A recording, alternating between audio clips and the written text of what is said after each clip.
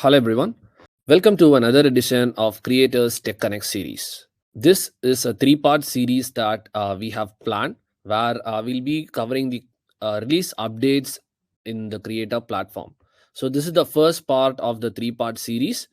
We'll be covering variables in the first part. So we'll be seeing what are the updates that have come up with regards to variables in Zoho Creator. Hi, welcome everyone. I'm Sai Kumar Muralidharan. I will be the technical trainer for today. For people who are new, Zoho Creator Tech Connect series is a pure technical series in which we delve deep into key essentials and technical nuances while building a solution in Zoho Creator. Before we get started, all attendees will be on mute. Please ask your questions in the questions tab. A recording of this session will be sent to all the registrants. Please participate in the polls and surveys during and after the sessions. First, let's look at the agenda for today. We'll have the introduction to variables where we'll be talking about variables, and then we'll talk about the conventional process of creating variables inside a workflow using values inside the workflow, and then we'll move on to the new variable updates that have come up, and we'll see how we can leverage those updates inside the platform and create new types of variables. We'll also see how variables work inside environments, and we'll be seeing all this in the form of presentations and demos. And at the end, we'll be talking about the key pointers that needs to be noted while creating and working with new variable updates. So let's start with the introduction to variables.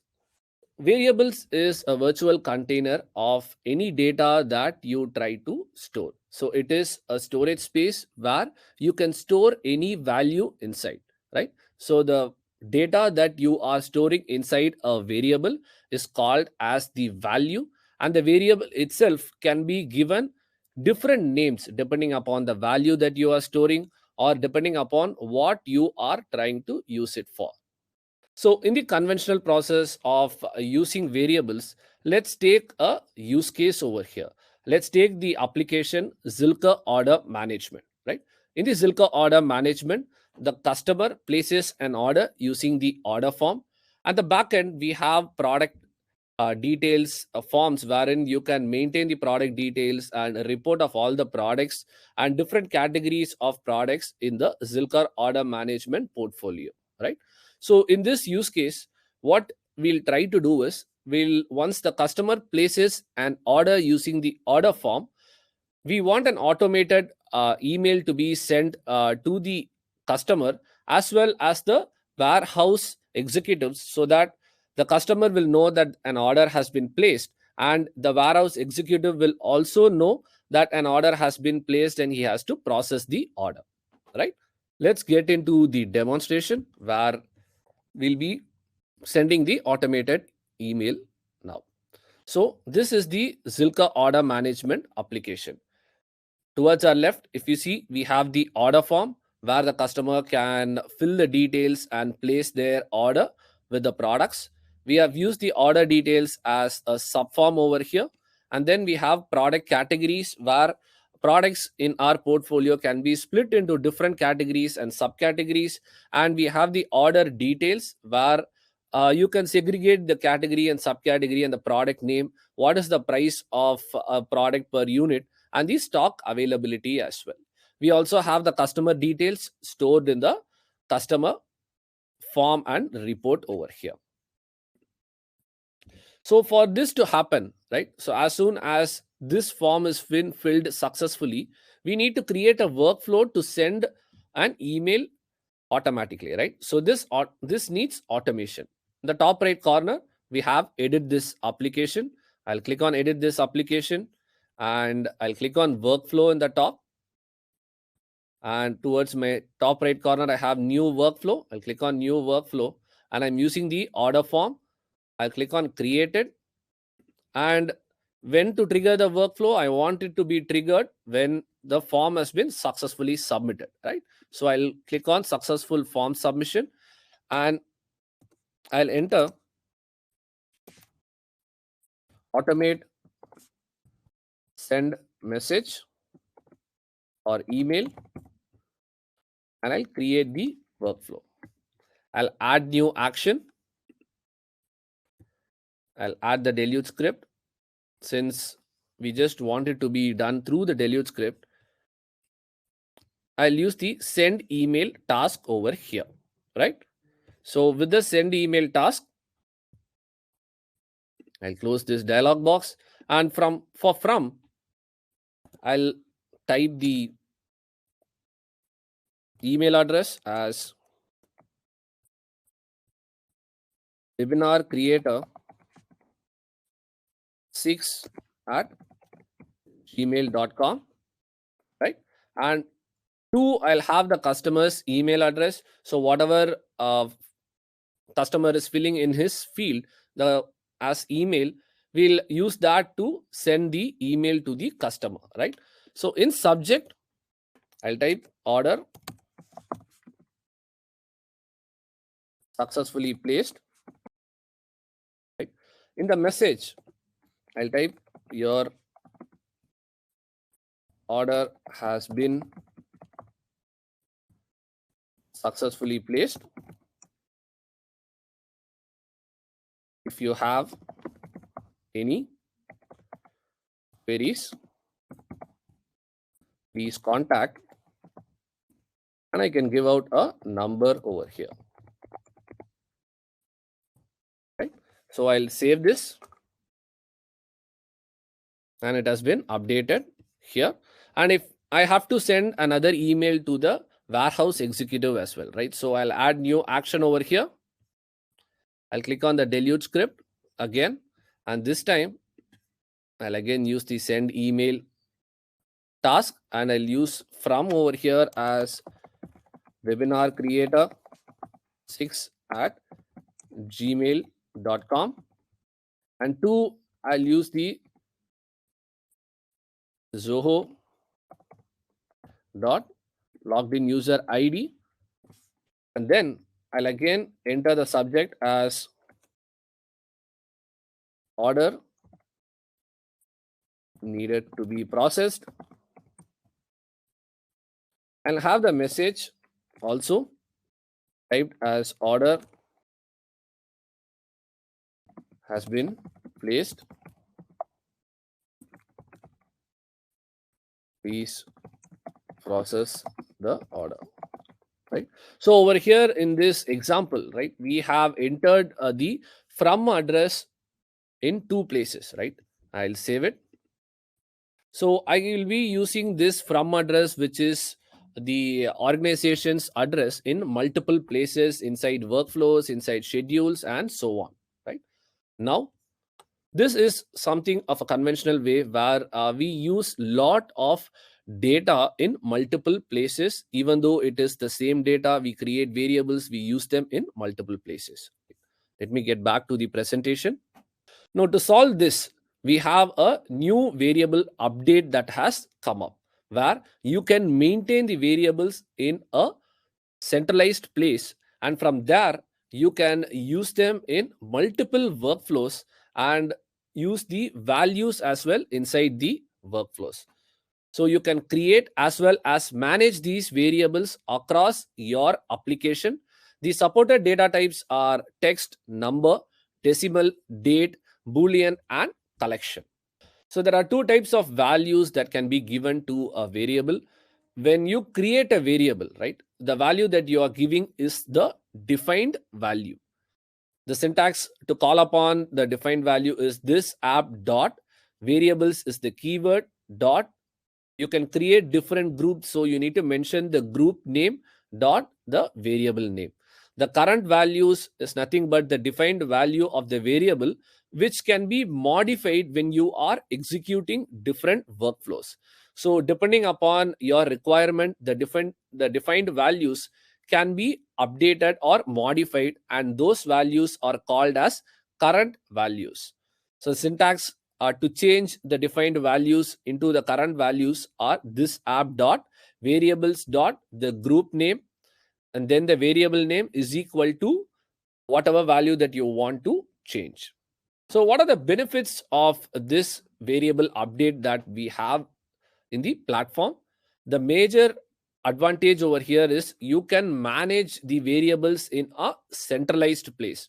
So when you are using, for example, in the use case that we have taken, we have used the email address in multiple places, right? So this email address, if it needs to be edited or if it needs to be changed, you need to go ahead and change it inside every single workflow that you have written, right? So you need to search where you have used these variables and then change it. Instead of it, you can just change it in one place and it would be reflected in other workflows as well. You can delete them, you can edit them, you can change. All this can be done in a centralized place. So managing it in a centralized place is a great benefit. You can also modify the variables using deluge as well, where even though the variables are defined, if it is required, you can edit them inside the workflows. And the reusability is also a major benefit where you can reuse it in multiple places, multiple times. Now let's take the same use case, Zilka order management app, and let's try doing the same task. But this time, let's create a centralized variable. And by using that centralized variable, let's create the same send email task. Now for this, I'll just click on done in the top right corner. And for us to access the variables, I'll get into the settings. Under developer tools, we have variables over here. I'll click on this variables. And this is the dashboard of the variables, where in the top right corner, I can create variables from here, right? I'll click on create variable. And when I click on create variable, I have the variable name. Variable name is nothing but the name given to the variable. So let's give the variable name as org email.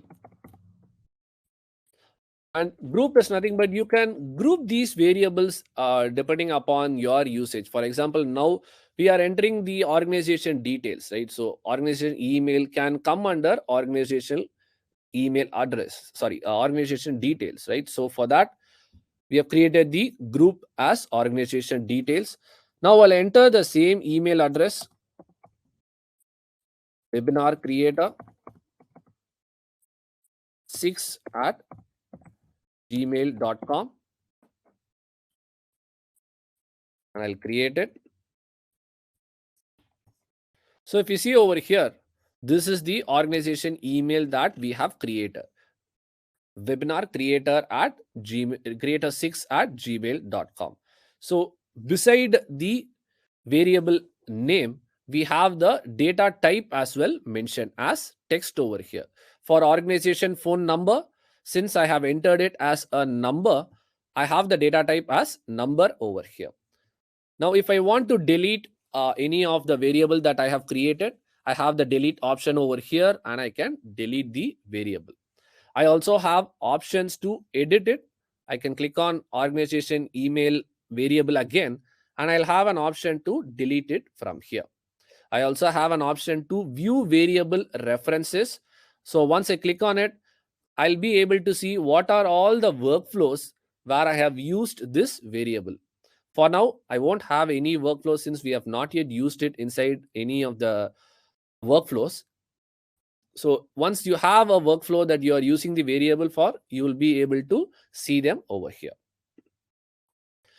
And in the top right corner, I have the code view. So I can click on the code view and I'll be able to see the variables that we have created inside the code view. So as we have seen in the syntax, this app.variables is the keyword, and then we have the group name, and then we have the variable name over here, and then we have the value entered over here.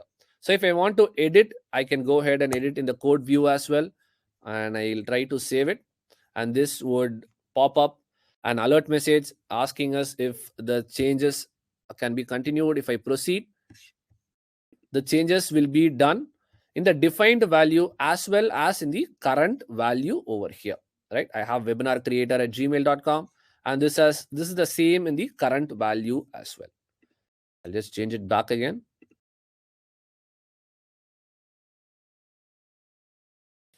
Right. So now let me get back to the workflow that we have created. Right. So before we get into this, let me go ahead and edit this. So instead of using from as webinar creator 6 at gmail.com, I can go ahead and type this app dot variables, which is the keyword dot. I have organization details. Since we have just one group, it's just showing us the organization details group. And then we have three different variables that we have created, right? For this, let me just reload this page.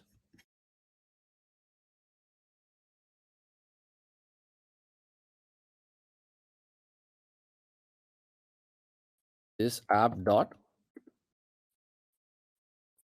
variables dot org details dot. I have the email address over here and I'll update it. Right. So now let's try filling out the form and see if it works and if we are able to receive the email. Right. So I'll type the customer name as Sai Kumar and I'll enter the number and I'll enter the customer email as ZCPPC6 and I'll enter the country as India. Right. I'll also enter the order details. I'll select the product name, I'll select the unit price and the quantity here. The subtotal gets auto-populated and the total also gets auto-populated. Over here, if I add new products, and the total gets populated here as well.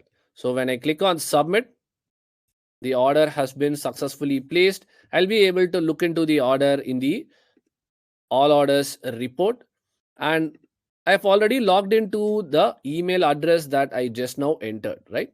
I'll reload this page, and if you see over here, it says that the order has been successfully placed and I have received the email without any hiccups. Right. So this was done by using a centralized variable where we created a variable for the email address and I was able to use it inside the workflow for different actions. Now let me get back to the presentation. So let's try using the same variables and let's create more variables and use it for a different use case. Here in the Zilker order management application, I want to automate a 5% discount on all the orders that are being placed. And over the top of it, on festival seasons, right? Like from November 16th to December 16th, I want the variables to be changed and the discount percentage to be changed from 5% to 10%, right? So let's try doing both. First, let's try to automate the 5% discount to the grand total of all the orders that are being placed. For this, again, we need to go ahead and edit the application and go inside the workflows. So let me create a new workflow. So before we try to create the workflows, we need to create a variable for discounts, right? So I'll click on variables inside the settings developer tools. And let me create a variable for discounts. So I'll use the name as discount. I'll add a new group. I'll call it as discount percentage. I'll define the value as 5% since we want a default 5% discount on all the orders, right? I'll click on create. So if you see over here, we have created two groups, right? A maximum of 10 groups can be created over here with variables, and a maximum of 20 variables irrespective of the groups can be created. Now, since I've created the discount percentage, let me get into the workflows. This time I'll add a new workflow. I'll use the order form. I'll have it as created or edited, and I'll select the user input of a field. What should be the field that we are selecting? It should be the total, right? So when the total is been filled, I want the discount percentage to be auto populated, and I want the discount percentage to be subtracted from the total so that we get the grand total after the 5% discount, right? So I'll have the auto populate discount and grand total. I'll create a workflow. I'll add new action. So this time I'll create a variable is equal to, I'll call upon the variable that we have already created, which is this app dot variables dot, I have the discount percentage as another group that we have created, and inside it I have the discount, right? And I'll divide this by 100 so that we get a decimal value of 0.05, and I'll input this inside the discount field that we had created. So input dot, I have the total which gets auto populated, right? So I'll use the totals field name, and I'll call upon the variable that we have created over here, right? So I've just called upon the variable that we have created over here. Close the syntax, and then we need to subtract it from the total, right? So we'll use input dot grand total is equal to input dot total 1 minus input dot the discount, right? So to go ahead with the syntax again, we had response is equal to this app dot variables dot discount percentage dot discount. What this gives is the variable which is 5, right? So 5 divided by 100, we have 0.05, and we are subtracting it with the total value. So I'll save it. I'll close this, click on done. I'll access this application. Now when I go ahead and enter this, select the product, enter the price, unit price, and the quantity as 1, the subtotal gets populated, the total gets populated over here, the discount percentage gets auto populated, and the grand total gets auto populated over here, wherein the total gets subtracted and the discount is subtracted from the total, and the grand total is being populated over here as 950, right? So every single order that has been placed, even when I add more products, a flat 5% discount will be availed automatically, right? Now, as we had talked about, there is a festival offer that we need to put over here as well. So every year from November 16th to December 16th, I want a festival offer to be availed where instead of 5%, I want a 10% discount to be given, right? For that, we need to change the variable that we have already created, right? Over here, we have created a discount variable as 5, right? So we need to change this variable to 10 so that wherever we have used this value in the calculation, it would automatically change, right? For that, we'll have to use the schedule workflows. I'll click on schedules. Our co-trainers would be sharing details on the schedule workflows in the chat section. I'll create a new workflow. When I click on new workflow in schedules, I have two options: one to specify date and time, another one is to choose a date field. Since we know at what point of time this workflow needs to be run, I'll select 16 November. This time I'll have the time as 32 and I increase it to 33 so that we can see the change happening live over here. So I'll have the name of the workflow as discount variable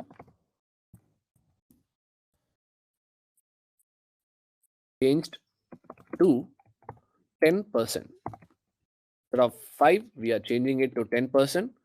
Can create. I'll use the deluge script. And here, I'll just use this app dot variables dot discount percentage dot discount is equal to, instead of 5, we want it to be changed to 10, right? Here, I'll use the semicolon. I'll save it.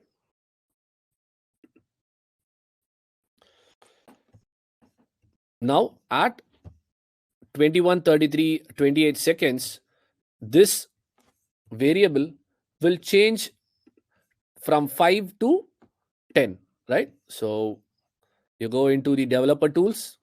Over here inside variables, we have the value defined as 5 and the current value is 5 again, right? So let me reload this page.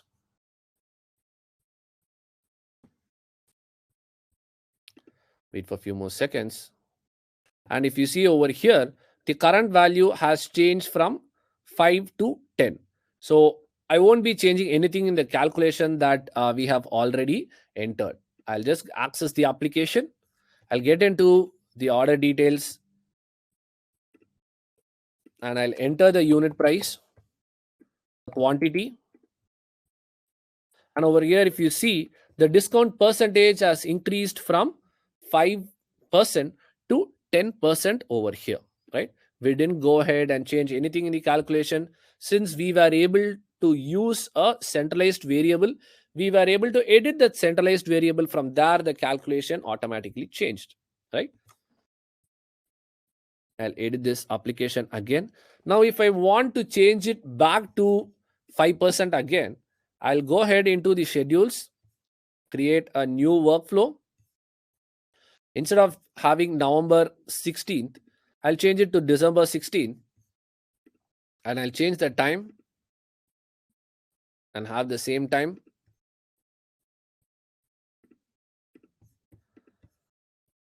I'll run it yearly and I'll have it as discount variable change to 5%. So what this will do is, this will act on December 16th at this time and it will change it back to the old 5% discount, right? This app dot variables dot discount percentage dot discount is equal to 5, and this would change the calculation totally, right? I'll save it. I'll close this and I'll click on done. So what we have done, we have changed the variable into from 5 to 10, and again after a period of time we'll be changing it back again from 10 to 5 on December 16th, right? Now let me get back to the presentation. Now we'll be seeing the impact that has been created uh, by the variables inside the environments in Zoho Creator. For people who are new, environments lets you develop and test your application without affecting your existing production application. So if any of your application is under in production and the users and customers are using the application, you can still develop the application under development and push it to the next level staging, where testing can be done, and from staging you can push it to production where users can start using the application.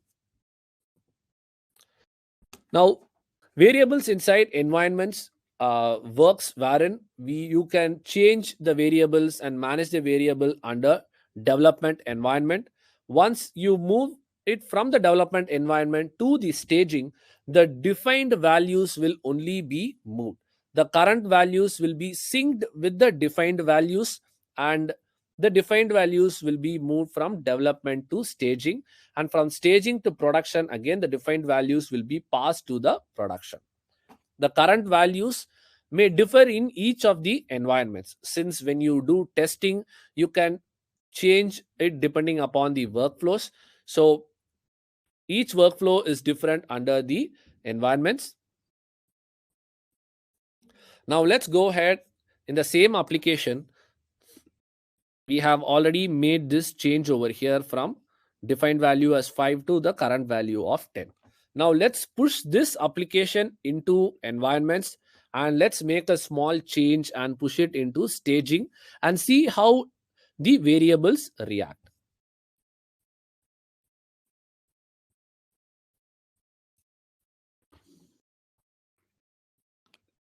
Let me select the application over here.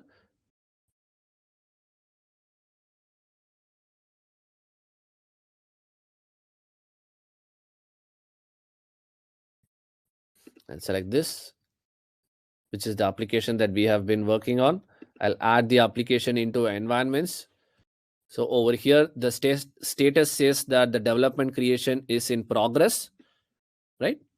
And this will take few seconds for it to change the status to no changes available. At that point, we'll be creating some change in the application so that it is ready to be moved from development to staging.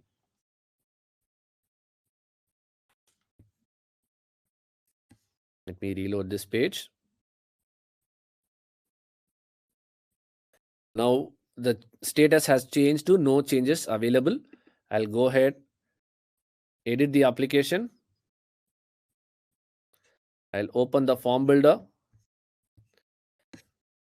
I'll add a single line over here just for demo purposes so that we can move the application into the environments. So I'll get into the environments. So over here again, if you see, the status has been changed to changes available. So since we have made some changes, we can push this application into the next stage as stage over here. And I'll process this.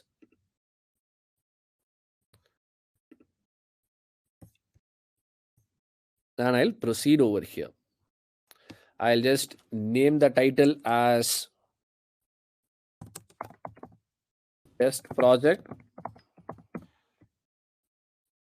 I'll have the description as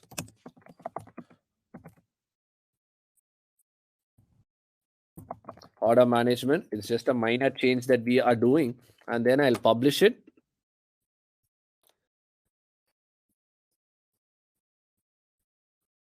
I'll click on environments.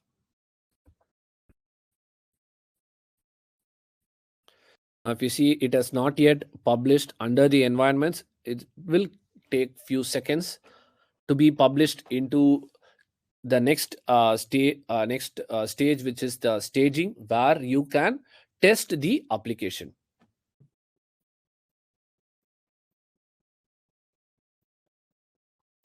So over here, it says that the publish is in progress and it has been published, right?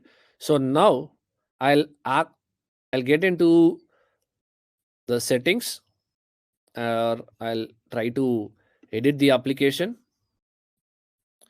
I'll get into the settings and I'll get into variables.